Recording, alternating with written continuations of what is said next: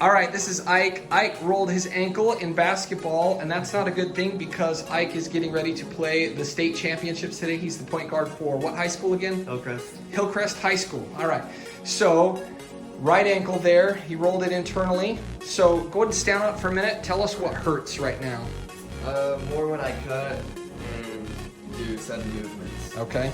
And out of 10, if 10 were worst pain imaginable, 0, no pain at all, where would you say it is at its worst right now? I'd say around 5. 5, so okay, pretty decent pain, enough to interfere with a state championship game. So what we're gonna do is we're gonna do some work on him. We're gonna put him on the FX405 and see how he responds.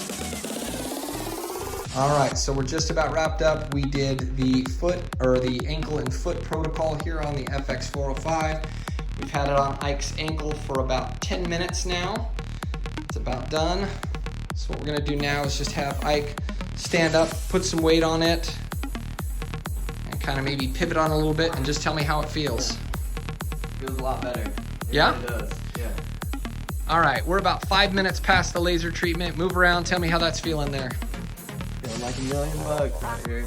Awesome, awesome, awesome. Ready for the game? Oh yeah. All right.